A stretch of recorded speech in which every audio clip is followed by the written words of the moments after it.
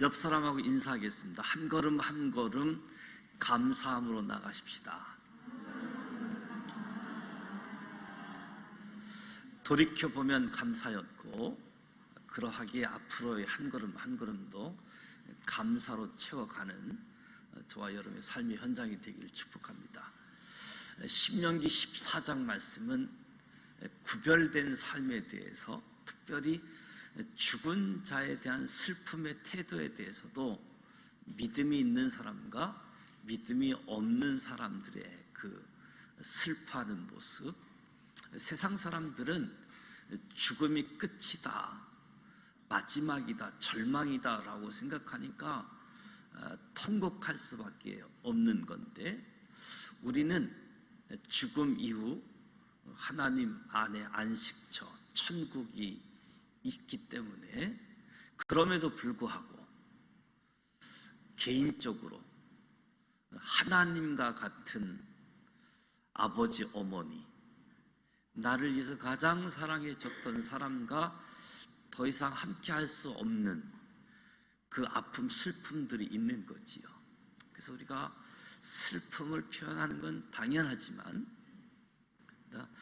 죽음이 끝이다, 이런 입장에서의 슬픔은 믿음이 있는 사람과 없는 사람의 구별이 필요하다. 그리고 음식에 대해서도 믿음의 사람과 믿지 않는 사람의 구별됨에 대해서 말씀해 줍니다. 오늘 22절부터 29절은 11조에 대해서 말씀을 합니다.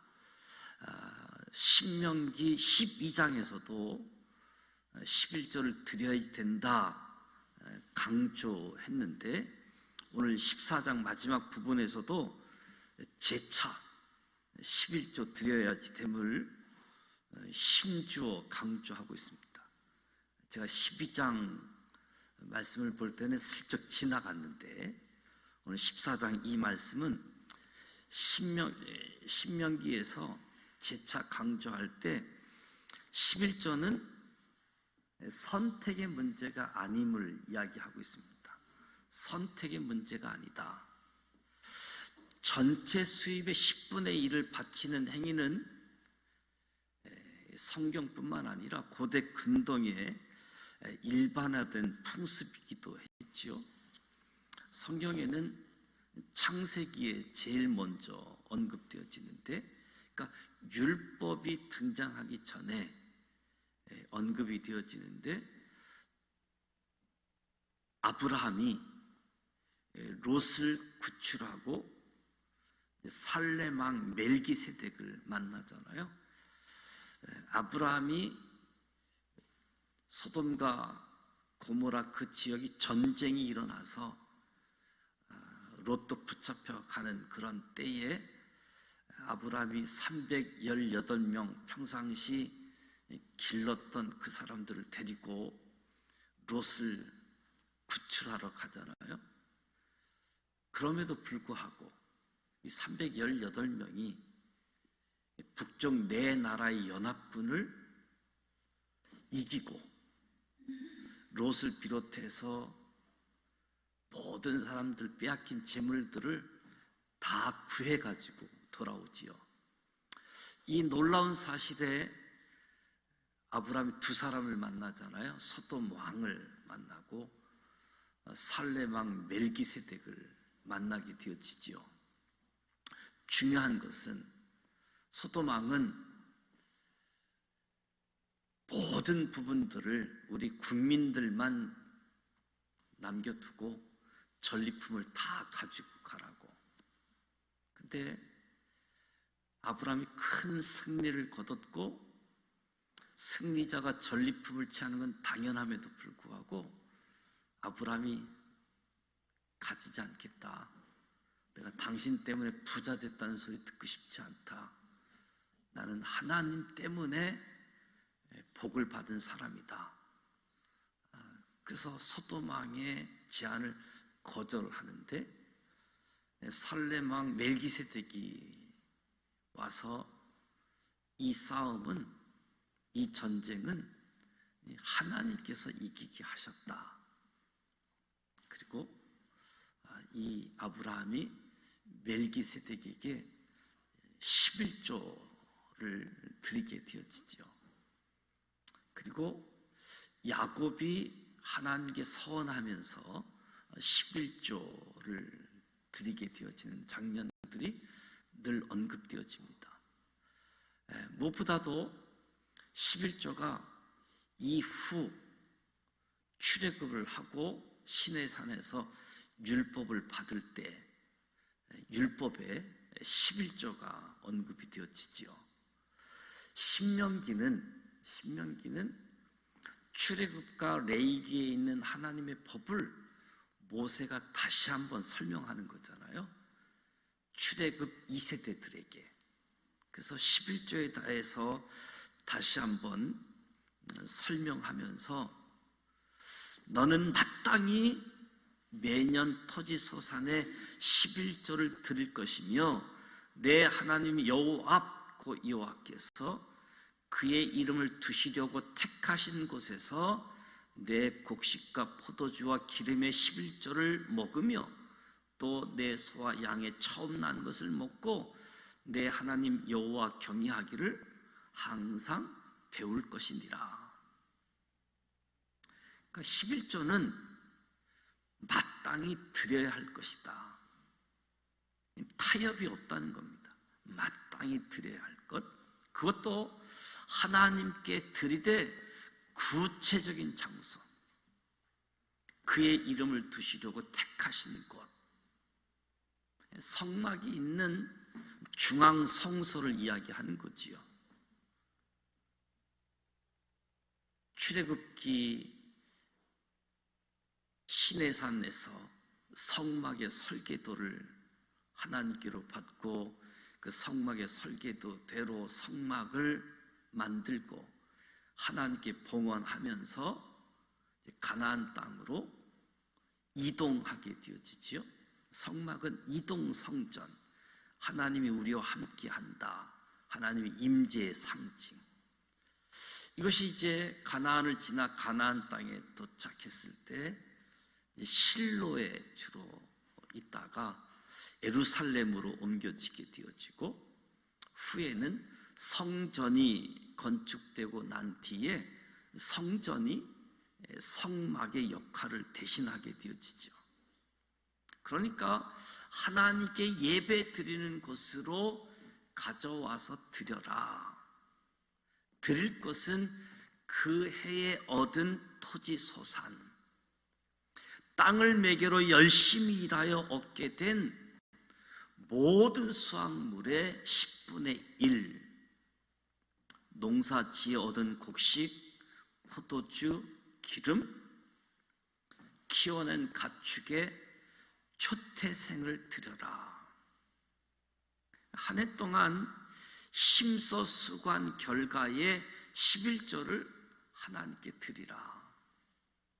11조를 하나님께 드리라고 하는 까닭은 그들이 지금 발 디딛고 사는 삶의 터전, 이 터전이 주인 되신 하나님께서 이스라엘에게 선물로 주신 땅이기도 하거니와, 지난 1년 동안 하나님께서 이스라엘과 맺은 언약을 신실하게 지켜주셔서 농사가 가능하도록 이른 비를 허락해주고 늦은 비를 허락해 주셔서 때에 맞게 비를 허락해 주셔서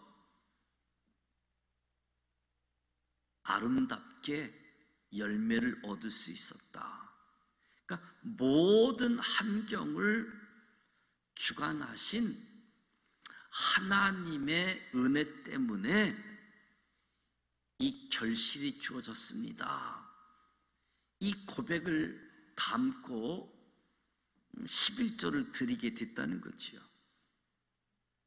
그러니까 곡식을 거두는 이 일에서 이스라엘 백성들이 수고하지 않았다는 말이 아니라 최상의 결과를 얻기 위해서 열심히 수고한 거지요.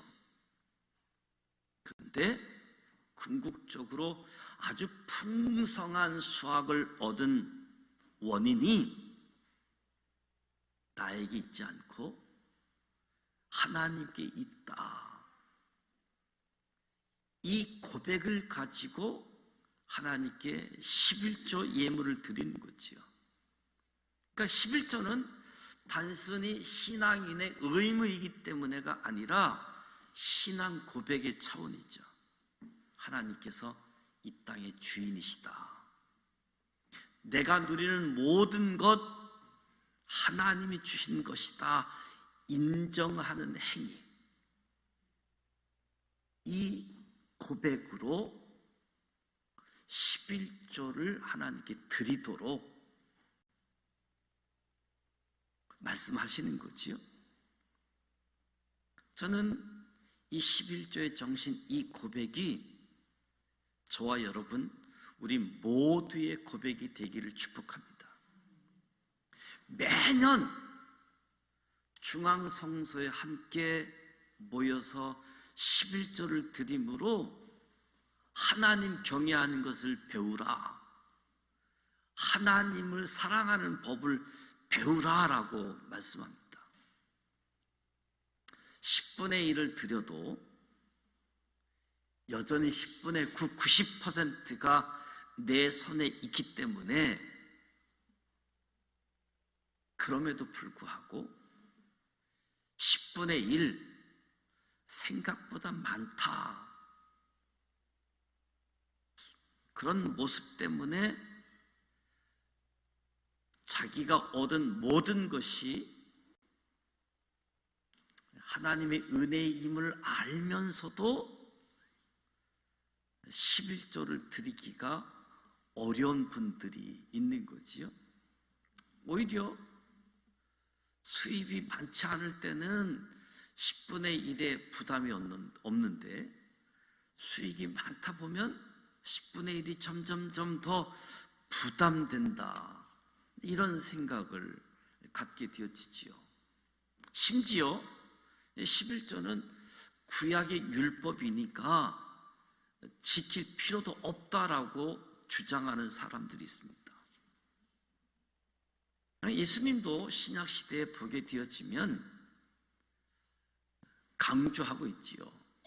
특히 바리새인들이 강조하는 것, 바리새인들이 자랑하는 것은 자기들이 금식하는 것을 자랑했고, 자기들은 철저하게 11조를 드렸다, 이것을 자랑하는 사람들이 바리새인들인데, 예수님께서 하 있을진저 애식하는 서기관들과 바리새인들이여, 너희가 박하와 해안가 근처에 11조는 드리되 율법에 더 중한 바 정의, 긍휼, 믿음은 버렸다. 그래서 예수님이 강조하는 것은 이것도 행하고 저것도 버리지 말라. 금식도 잘하고 11조도 잘하되 정의, 긍휼, 믿음 다 유지해라. 11조 헌금 생활 한다고 정의를 버리고 긍휼히 여기는 걸 버리고 믿음을 버리는 것 잘못된 것이다 라고 말씀을 하는 거지요. 예수님도 11조의 근본 정신은 의무가 아니라 감사임을 기억하라고 하는 거지요. 특히 오늘 말씀에 신명기에서 말씀하는 것은 이 11조 규정에 외의 규정이 있어요. 특히 먼 곳에 사는 사람들에 대해서 배려하는 규정이지요. 하나님께서 자기 이름을 두시려고 택하신 곳에 너무 멀고 행로가 어렵기 때문에 자기의 수확물을 가지고 오기가 어렵고, 또 하나님께 드리려고 흠없는 양 짐승들을 데리고 오다가 상처 입어서 흠 있는 것이 될 수도 있고, 그러니까 돈을 가지고 와서 성전에서 제물을 사서 하나님께 드리도록 먼 곳 사는 사람들을 배려하기 위해서 예외 규정을 두고 있는 것을 보지요. 그렇지 않았으면 이 중앙성소에서 멀리 떨어져 있는 사람들은 바칠 물건들을 가지고 오려고 하면 보통 불편한 것이 아니잖아요. 그래서 하지 말라가 아니라 거기에 맞게끔 외외 규정을 둔 거지요. 일단 돈으로 바꿔서 중앙성소에 온 다음 돈으로 제물을 사서 바치도록 허락한 거지요. 뿐만 아니라 27절에서 29절에는 매 3년 끝에 그의 소산의 10분의 1, 3년마다 한 번씩 11조를 더 드리라 라고 이야기합니다. 이렇게 드린 11조는 거주지에서 드리는 것으로 중앙성소가 아니라 거주지에서, 삶의 자리에서 드려서 땅 분배를 받지 않았던 레위 지파, 각 지파마다 도피성이 있고 레위 지파 사람들이 각 지파에 흩어져서 살게 되어지는데, 이 레위 지파 사람들 그리고 사회적으로 약자인 사람들을 도우라고, 그래서 3년마다 한 번씩 11조를 더 드리도록 규정하고 있는 모습을 보는 거지요. 내 성읍에 거주하는 레위인은 너희 중에 분깃이나 기업이 없는 자이니 또한 저버리지 말라. 레위인들은 이스라엘 전역에 흩어져서 하나님을 기업으로 받았던 사람들이지요.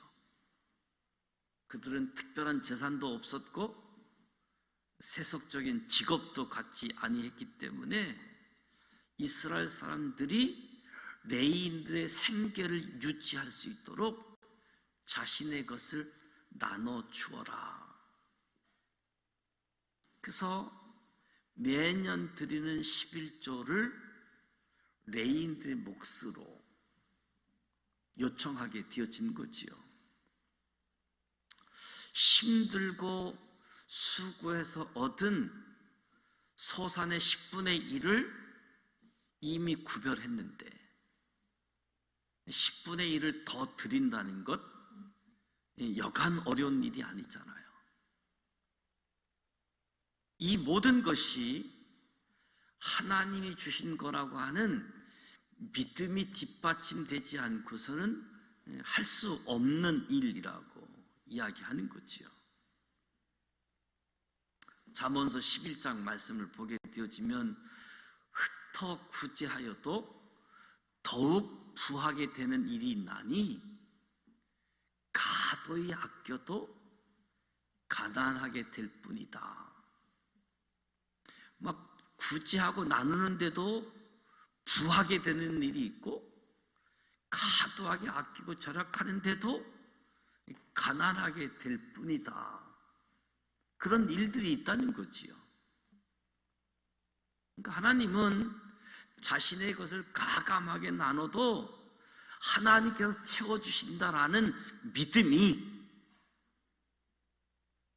예물을 드리고 나눌 수 있는 신앙 행위로 연결되어지는 거지요.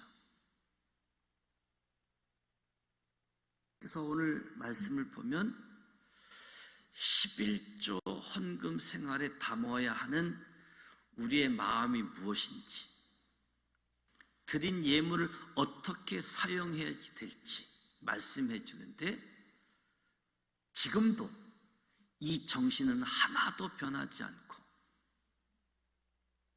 이 정신을 가지고 살아가게 하는 거지요. 제가 특별히 우리 장로님들에게는 11조 생활 하실 뿐만 아니라 특별히 이제 부활절, 추수감사절 이 절기에는 11조를 한 번 더 하시라. 보통 일반적으로 이제 절기 같은 경우에는 11조 생활 하시는 분들이 절기 같은 경우는 이제 5만 원씩 또는 10만 원씩 특별 감사 예물을 드리게 되어지는데, 제가 이제 우리 장로님들한테는 특별 절기에 10만 원씩 하지 마시고 11조를 한 번 더 드리는 마음으로 그런 믿음을 가지고 헌금 생활을 하시라고 제가 말씀드리기도 하는데, 쉽지 않는 거지요. 그러나 이 믿음이 가지고 하게 되어지는 거지요. 저는 가급적이면 헌금에 대해서 언급하지 않고, 헌금은 믿음이 있는 분들은 소화가 되는데 믿음이 없는 분들은 소화가 잘 안 될 수 있어서, 제가 예물은 임직하시는 분들, 임직 대상 되시는 분들 교육할 때 제가 특별히 이 헌금 예물에 대해서 제가 언급을 합니다. 교회 생활 잘하는 분들인데 헌금 생활을 안 하는 분들이 있어요. 근데 사연을 모르니까 그래서 제가 임직할 때 물어봅니다.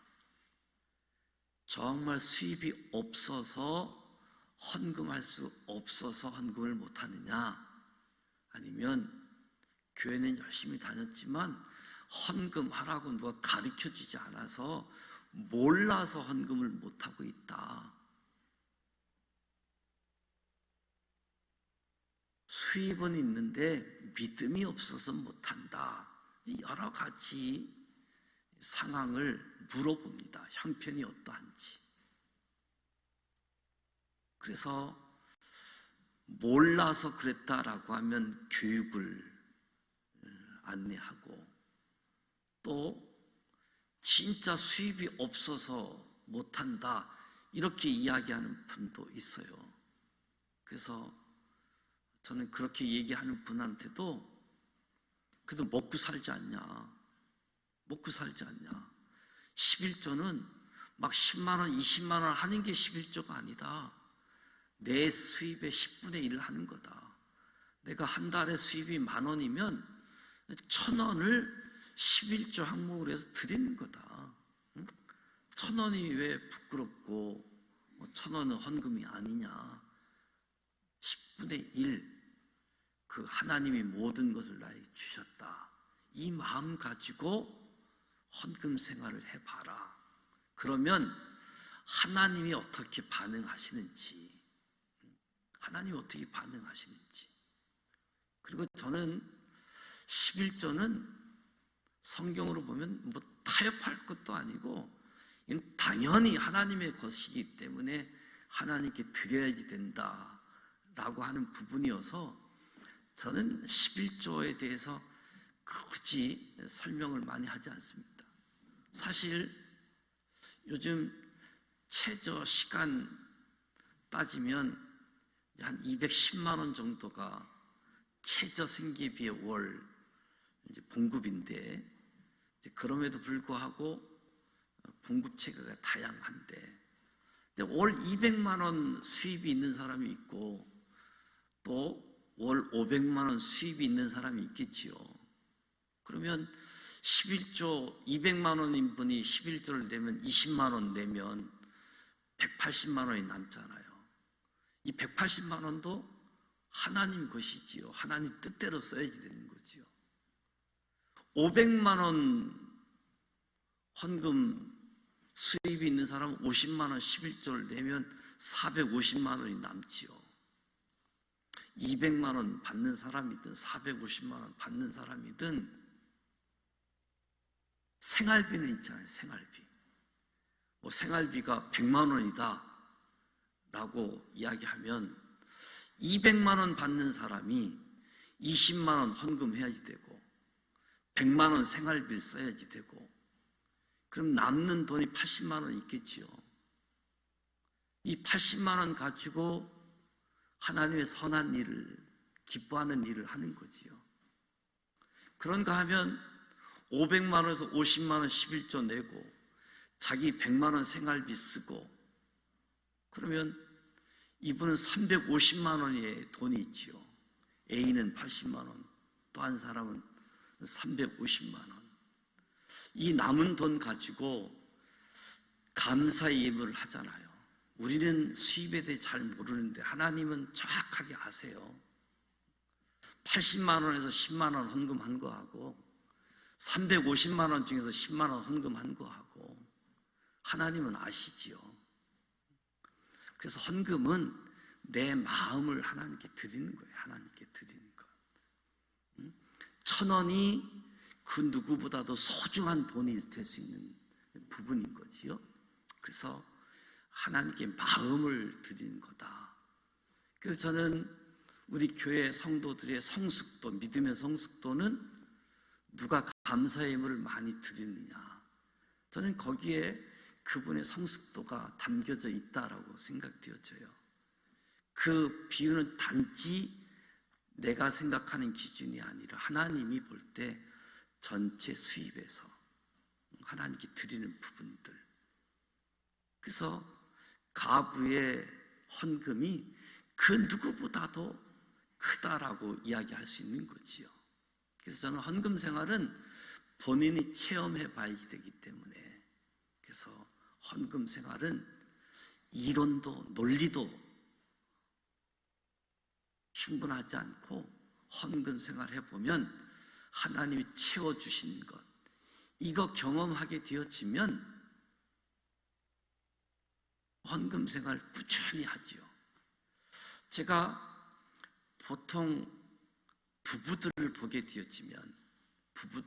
되어지면 되게 남편들은 어려서부터 신앙생활을 하고 아내는 중간에 신앙생활을 하는 분들이 있는데, 오히려 중간에 신앙생활을 하는 분들이 이 성경에 있는 정신을 가지고 그대로 성경 정신을 가지고 하려고 하는데, 그렇지 않은 꽤 오래된 생활을 한 사람들은 이 헌금 생활이 아깝다라고 하는 것부터 들어가지요. 그래서 이 성경에 대해서, 헌금에 대해서 일단 기본적으로 성경이 뭐라고 이야기하는지 이 부분을 먼저 알아야 되고, 여기에 대해서 이런 얘기 저런 얘기 다양한 얘기가 있는데 거기에 대한 정신, 내 믿음의 고백을 가지고 헌금 생활을 하는 것이다. 양이 많고 적고 인간적인 기준으로 삼지 말고 하나님의 기준으로, 그러면 정말 내가 드리는 양이 작을지라도 하나님 보실 때 굉장히 큰 액수일 수 있는 거지요. 그래서 사람들에게 보이기 위한 부분들이 아니라 하나님께 드리는 예물로 나아갈 때 그 예물이 진짜 하나님이 기뻐하는 거지요. 저도 성도들의 삶의 자리를 다 모르잖아요. 그럼에도 어떤 부분들을 보면, 야, 이 부분은 생각보다 헌금을 많이 하시는구나, 이분은 정말 믿음으로 심는구나, 이런 부분들을 보게 되어지죠. 그리고 본인뿐만 아니라 자녀들 헌금 생활하는 것을 아주 철저하게 교육시키는 것도 헌금 생활에 드러나는 모습을 봐요. 본인뿐만 아니라 자녀들까지 헌금 생활하는 모습들을 보는데, 신명기는 두 번째 율법이잖아요. 출애굽 2세대들에게 모세가 신명기에서 말씀하는 것은 처음 얘기하는 것이 아니라 출애굽기에 있는 말씀하고 레위기에 있는 말씀을 다시 풀어서 설명하는 거예요. 사실 모세는 아주 건강한 사람이잖아요. 120세가 됐는데도 건강한 사람인데 하나님이 너의 사명은 여기까지다. 얼마나 고생해서 여기까지 왔어요. 그리고 얼마나 천국을, 가나안 땅을 들어가고 싶었습니까? 근데 하나님이 여기까지다. 여기서부터는 여호수아에게 사명이 주어지는데, 그러면 모세가 삐져야지 되는데, 여전히 모세는 자기 일을 찾아서 다음 세대들에게 하나님 말씀을 가르치고 하나님 말씀대로 살아야 된다. 그리고 광야에서뿐만 아니라 가나안 땅에 들어가서도 말씀대로 살아야 된다. 이 광야 같은 땅에서도 하나님이 만나를 주고 구름 기둥, 불 기둥으로 인도해 주셨는데, 가나안 땅에 들어가면 이제 농사도 짓고 수확물도 생기고, 그러다 보면 오히려 농사를 더 잘 짓게 하는 것, 여기에 현혹이 돼서 하나님 잃어버리고 농사 잘 짓게 하는 신, 바알 신을 섬기고 이런 일들이 주어지니까 다시 한번 모세가 하나님 말씀을 재교육시키는 거지요. 오늘 짧은 시간이지만 하나님 말씀, 성경에 언급하고 있는 11조를 비롯한 헌금 생활에 대해서 10분의 1만 드려서 끝이 아니라 나머지 10분의 9도 하나님이 기뻐하시는 일에 쓰는 것, 이것이 하나님의 정신이지요. 그래서 예수님 당시에도 11조 많이 한다고 자랑했던 사람들에게 그것 때문에 정의를 잃어버리고 긍휼히 여기는 것을 잃어버리고 믿음을 잃어버려서는 안 된다. 11조 생활 계속 앞으로 잘해라. 그리고 정의를 지키는 것, 긍휼히 여기는 것, 믿음 생활하는 것, 이것 절대로 놓쳐서는 안 된다. 함께 할 것을 요청하고 있습니다. 오늘 저와 여러분 신앙생활에서 많은 영역에 있어서 이 소득에 관한 부분들, 시간에 관한 부분들, 달란트에 관한 부분들, 여러 가지 부분이 있는데 하나님과 나와의 관계이지요. 어느 분이 성경을 읽으면서 이야기하잖아요. 대제사장, 왕같은 제사장 예수님. 예수님은 레위 지파가 아니고 유다 지파인데, 유다 지파 예수님이 왜 대제사장을 이야기할까? 레위 지파 사람이, 아론의 후손들이 제사장이 되어야지 되는데, 바로 예수님은 히브리서에서 말씀하잖아요. 아론의 반차가 아니라 창세기 12장, 14장에 언급되어져 있는 살렘 왕 멜기세덱의 반차에 따른 제사장. 그래서 우리가 성경을 좀 더 알면, 그리고 예수님이 레위 지파가 아니고 유다 지파인데 이렇게 이야기하는 사람은 얼마나 많이 성경을 읽었으니까 그런 시각도 있는 거지요. 그래서 우리가 성경을 더 읽고, 그냥 읽는 게 목적이 아니라 읽으면서 의미도 파악을 하면서 이건 뭐지? 이건 뭐지? 관찰도 하고 해석도 하고 우리 삶에 적용하게 되어지면 우리의 삶이 영적으로 풍요로움이 주어질 터인데, 오늘 11조에 대해서 물질 때문에 또 시험에 들지 않았으면 좋겠고, 제가 우리 교회 오시는 분들 중에서도 전에 다니는 교회에서 이 물질의 시험 때문에 우리 교회 오신 분들이 있어요. 그래서 이 예물에 대해서 아주 예민한 분들이 있어요.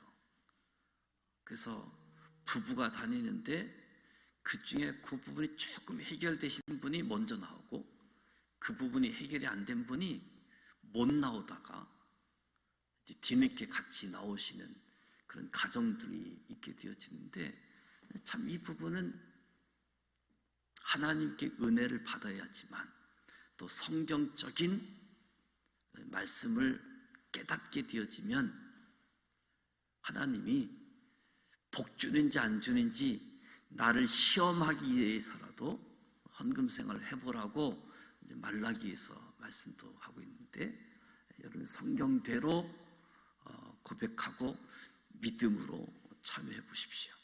하나님이 어떻게 하시는지. 그리고 이 교회 공동체 하나님의 일을 하다 보면 성경에 나와 있지도 않는 별의별 헌금 종류가 여러분들한테 있잖아요. 그럼에도 불구하고 믿음의 고백 속에 참여하는 모습들이 있지요. 이 부분에 대해서는 우리의 믿음의 은혜가, 하나님과 나와의 관계, 은혜의 척도, 또 신앙의 성숙도 연결되어지는 부분이기 때문에 모세가 출애굽 2세대들에게 다시 한번 재교육하는 말씀, 그 말씀을 기억하면서 모세의 가르침을 교훈 삼아서 우리 신앙 생활에 적용할 수 있도록, 그래서 헌금 정신, 그리고 모든 것이 하나님의 것입니다. 내가 수고했지만 수고해서 해결되는 것이 아니니까 수고의 열매를 얻을 수 있도록 하셨다. 이런 고백들 속에 헌금 생활이 은혜가 되어지고 평강과 기쁨이 가득한 우리 모두가 되시기를 축복합니다.